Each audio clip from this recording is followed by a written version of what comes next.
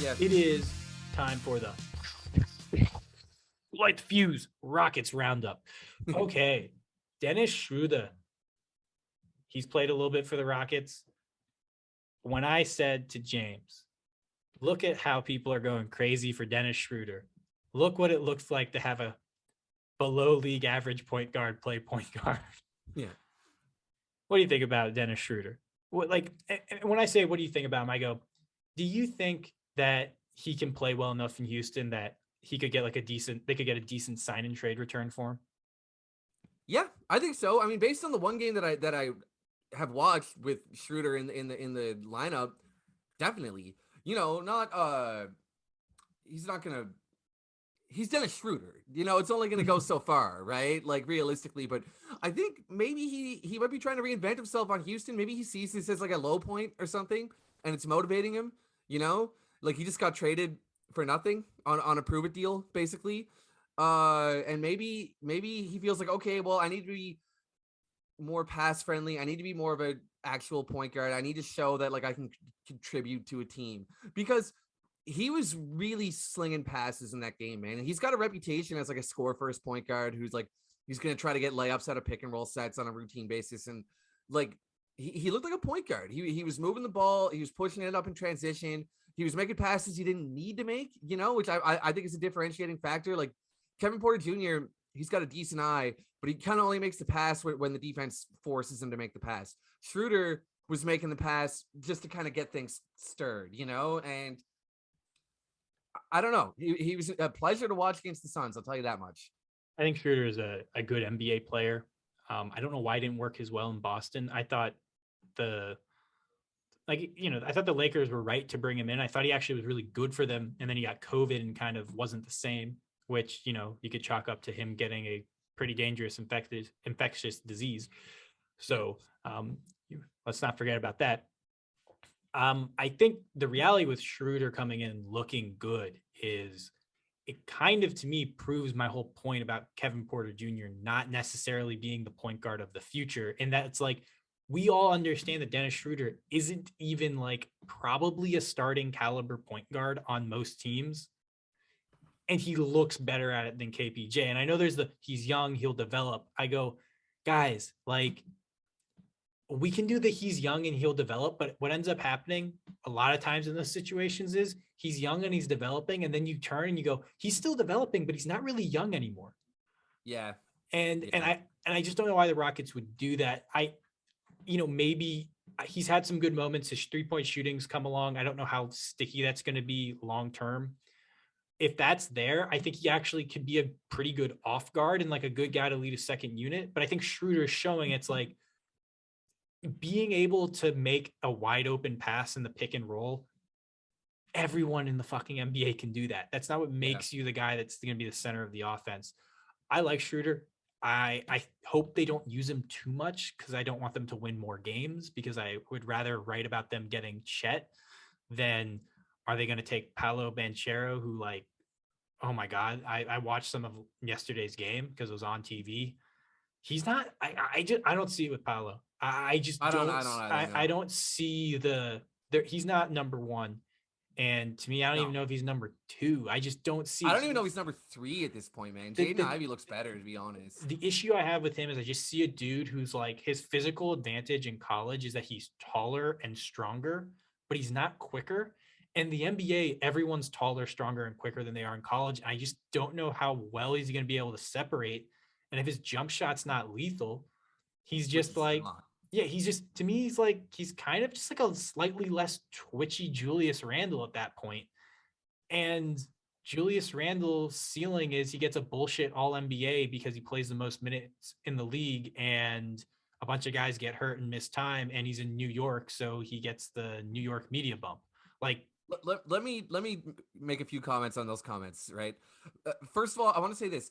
I think even a year of trying to develop Kevin Porter Jr. as a point guard is probably going to be good for Kevin Porter Jr.'s development. That's one thing I'm optimistic about. Yeah, it's like, okay, maybe you're not a point guard. Maybe you're more a sixth man. Maybe you're a small forward. But whatever it is, the fact that we gave you so many pick and roll reps for an entire season should bode well for him, right? So that's one thing that I think is a source of optimism.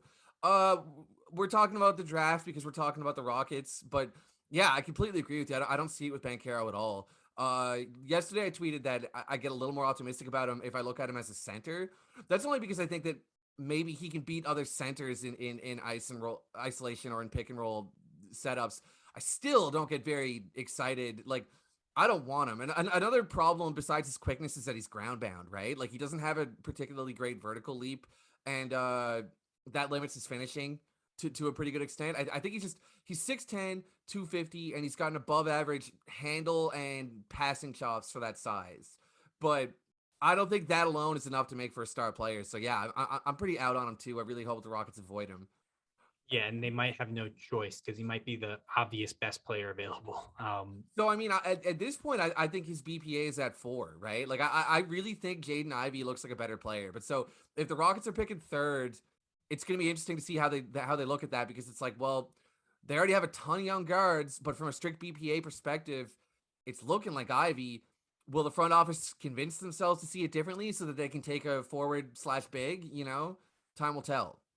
Yeah, I see Paulo Banchero as being one of those guys where it's like he's Alperen Sengun, but like he got to have highlights again in the AAU, and Sengun's highlights are against legitimate professional players. So there's less dunking over 6'1" white guys Yeah. that are going to play D3, which kind of makes you look good. All right, James, let's be quick on this. What constitutes a good final third of the season for the Rockets? Like, what do you just want to see from the team? Do I you mean, want you to know see? what my answer is. I know Really, what your answer is, but when I say, I want you to say, pick a player that isn't Kevin Porter Jr., isn't Jalen Green, and what do you want to see out of that player over the final third that would make you happy about where the franchise is headed? well, I mean, the player then obviously has to be Sengun. Like Yeah, I would like to see more Sengun and less Wood, and I would like to see it emerge as an obvious fact that the offense runs better when Sengun mans the 5 than it does when Wood mans the 5, so that we can trade Christian Wood in the offseason because we have a better center who's 6 years younger. Like that's what I would like to see. That's the main thing I would like to see. I would also love to see Usman Garuba get out there and maybe do something, but I'm not very optimistic about it.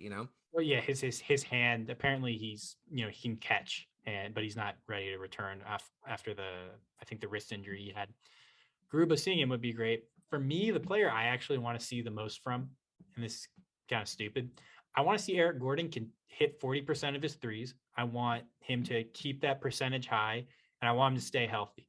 Because I do really think if those two things happen, there's a real chance the Rockets get something decent for him. And that would be great Yeah. because he's basically going to be an expiring deal in the offseason. So I could see a team being more willing to take him on for, even like the Lakers, like they might have the space and they might say, well, here's Taylor Horton Tucker, right? We're going all in for next season. Gordon makes more sense next season than Taylor Horton Tucker does for us.